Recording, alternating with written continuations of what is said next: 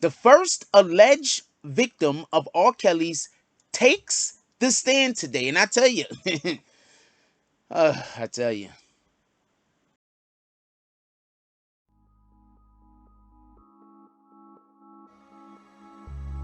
Fall in love with healing yourself. CBD. Healthy.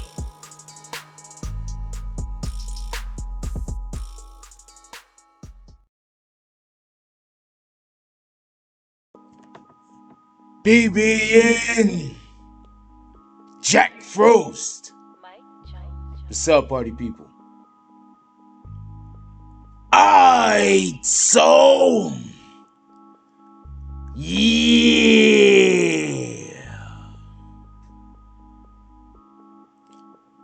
So apparently, the first victim, not the first victim of, or alleged victim, pardon me, of R. Kelly's, but the first alleged victim of R. Kelly to testify in court happened today. Okay. First thing I want to say is this, just so we could be clear. I want to be 100% transparent on this. What you have to understand is, often people have illnesses and sicknesses that cause for them to live in a certain manner. Those people need to be taken care of, and that's what's currently happening right now with R. Kelly, if these accusations are real. But the real issue and the real problem is when people have these individuals and don't do anything about preventing their children from falling victim.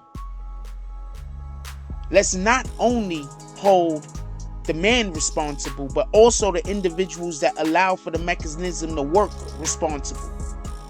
The people that are around him, the people who steered these children, the individuals who benefited, so they turned a blind eye, whether they be relative of the child or employee of R. Kelly. Now, with that being said, the first alleged victim of R. Kelly's today testified. For the appropriate context, prosecutors are attempting to prove that R. Kelly allegedly abused 22 victims. This specific indictment, the charges involved in this indictment, revolve around 6 victims. Just so we could be clear. They are trying to protect the identities of some of these people, so they're using one name instead of saying, the entirety of the name of these individuals. I just want to make sure that it's clear while I'm giving this description of what this first alleged victim says happened. It's gonna get semi-graphic. I'm gonna do my best to not be graphic, so we can be clear on that one. First, so we can be clear, she says that she met R. Kelly when she was 14. So apparently, do y'all remember in 2008 when R. Kelly was doing the whole child pornography trial thing, and he was going and they was talking about he peed on some other little girl or whatever the case is? When he was going through that trial, she was every day going supporting, because she's a fan. She was going every day supporting him at that trial. That's where they met. For whatever the reason is, at this is, I don't know what to tell you. For whatever the reason is, at this trial, while this man was on trial for urinating on a child and sexualizing a minor, or what, I'm not 100% sure. I think it was the pornography. I know it was child pornography, but there's more stuff going on there too. They were still scouting for children. Just think about that. Keep that in mind. Apparently, she met one of Kelly's managers, and an adult fan. Just, and a random adult fan. And the manager. Wink, wink. Fast forward 2 years. Pace, that's what they're calling her, Pace, P-A-C-E. 2 years. Pace, now being 16, this is after the acquittal, 1 year after the acquittal, now Pace, 16. The adult friend from earlier, I'm assuming it's the same adult friend, invited her to a party. And it was an R. Kelly party, I guess basically at his house or whatever. She says that initially she lied to R. Kelly about her age and said she was 19. Now, the point in which I just want to make about this real quick is that would be something that a person would tell you, yo, look, I'm taking you to this party with older people. Don't let them know how old you are. You could probably pass for about 19. So I'm just saying that I'm not, just so we could be clear, right? So then she goes on to say that he actually remembered her. So I just want to be clear on this. Now, she can't say she's 19. He knows she's not 19. He acknowledged remembering her. He just met her when she was 14. Just saying. Just saying. Anyway, then she goes on. She says that they exchanged phone numbers. He invited her back to his house a few days later. She says that when she went to the house, he had like swimsuits or something, so he had her change it to a swimsuit in front of him while she got naked. Then he then he approached her, started engaging in activity with her. She then told him what her real age was. She then said, keep saying you're 19. He told her to keep telling people that she's 19, but to act 21. Then, they did oral compilation on each other. I'm trying to keep this as clean as possible. Then she goes on to say that she continued to see him over some time. There was rules that she had to adhere to. She's saying this all on the stand. Listen, no, I'm pretty sure that at least a couple of the people that's in the jury pool got common sense. Obviously, this young lady was targeted. I don't know no other way to say this. Obviously, to me, this young lady was targeted. I'm just saying. They kept contact, kept an eye on her when it was time for him to pull back up and get his stable back together, because I don't know what he calls them, a harem or what. I think he really calls it a harem. When it was time for him to get his harem, this is what it sounds like. All of this is allegedly also, just so we can be clear. This is just what her testimony is in court.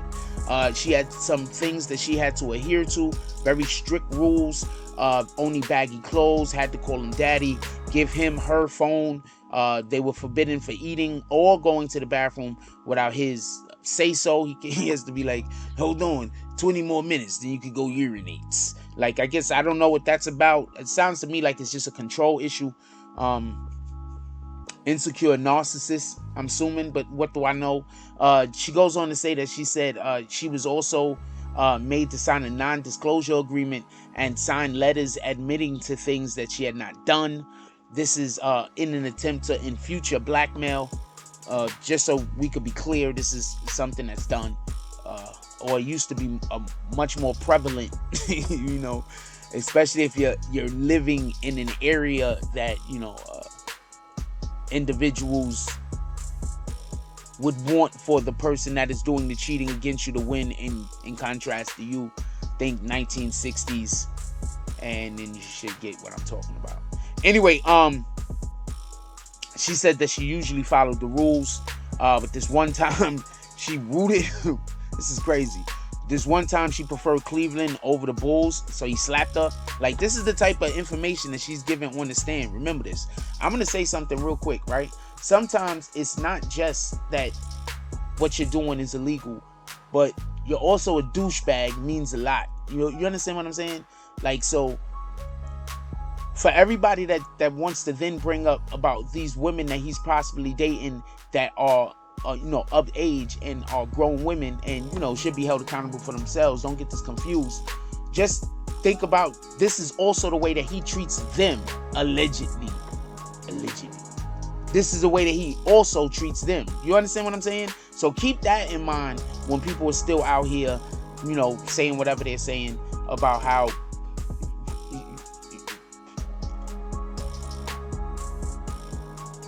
it seems like he's being what she's describing, just so we can be clear, and what other women have described very similarly that weren't in the situations that she was in. I'm about to tell you how she says she escaped in 2 seconds. What she just is describing is a prison. That's what she's describing, just so we can be clear. Right? She's describing a prison. Let's just be clear on that. So I'm not a fan of R. Kelly's. Even if all of the stuff about the little children is wrong, I'm still not a fan of R. Kelly's. Because too many grown women is coming out here telling us about how that man had him in the prison. Even on all of this is we're gonna say is allegedly, but dang it, I don't know what to tell you. Anyway, she goes on to say, and I'm gonna try to be as this is hard not to be descriptive of this, but she goes on to say that there was an encounter that she had with R. Kelly where R. Kelly had a phallic symbol. The time that normally are in OnlyFans videos. I'm trying over here. I don't know what age kids might be listening to this, but if you know, you know. And basically, he told her that he wanted insertion. And she responded back to him that she did not want to do that because she considered that to be something that was gay. He then slapped her.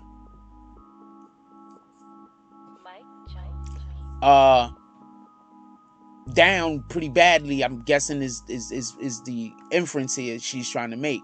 Is what she's trying to infer. Forced her to then orally stimulate him, while then also doing the first thing that he asked at the same time. So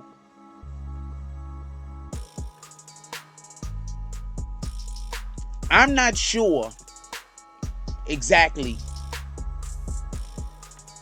how true she said it on the stand. So it's however you want to take her testimony to the courts, period. This is the testimony she gave. It's however you want to take her testimony. I am not particularly saying, I don't know. Look, it's however you want to take the testimony. It's a court record as of right now. So we're going to take this as that's something that transpired. With that being said, she said that there was the incident which was the last straw. Basically, she was in a room or something, texting somebody on the phone. He walked in. She did not acknowledge him walking into the room. Then he apparently slapped her and choked her until she passed out, is what she says after that. He then spat in her face, she's saying. Then she had to put her head down as the head of shame. Then she had to orally stimulate him as fluids was dispersed onto her face. Then there was a t-shirt she had to use to wipe it. That's the t-shirt that she has in court as evidence. I mean, she could have got the semen any old way and put on the t-shirt, to be honest with you. But she says that Pace left the house for good that day. Basically, what had happened was, is she's saying that there was a party and he wanted her to wear a certain shoes or something. And she said that she had to get them. They were at her uncle's house. So he was like, all right, go get them. And then when she went to go get them, she just never came back. So that's what she's saying. She said happened. That was her experience with R. Kelly. All I could say is that so many of other women have said such a similar story. I don't know what to think about it at this point. It's testimony in court. It's however you feel about it. Usually we're going to take the testimony as something that's true unless we have any type of evidence that proves to the contrary. We're going to see what happens in cross-examination. I'm guessing however that goes. With that being said, let me know what y'all guys think about this. Put it down in the comment section. Do you think this is possible? Do you think that this is cap? Do you think that R. Kelly can recover from this in court?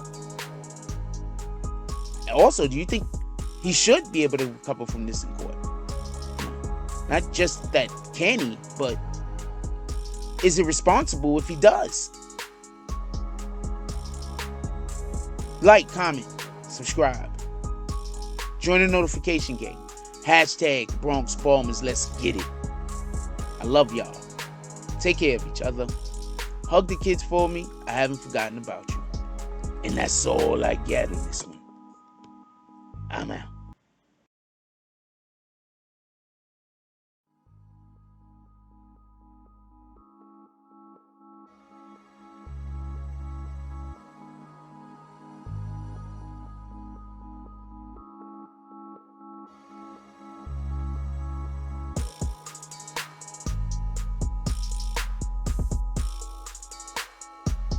From the concrete jungles to that frat party where you was the Michael Jordan of beer pong. Gorilla edibles. Eat ya high.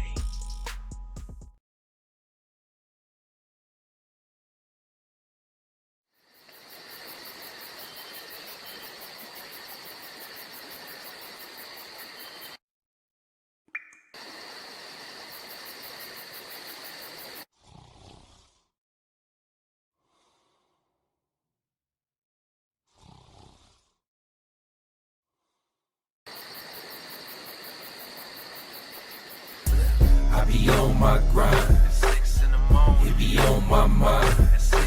That's why I keep that pine when I'm on that grind. I be on my grind, it be on my mind. That's why I keep that pine when I'm on that grind. I get it and go, call that a fast break. Young cash cow and all I eat is steak. The pill game been booming, you fuck boys late. Your whole team ribs touching, you the only one ain't. You hang around some real niggas, you the only one ain't. If I fuck with you, my word good as the bank. Damn, if I knew 2 days ago what I knew right now, I wouldn't even be in this shit.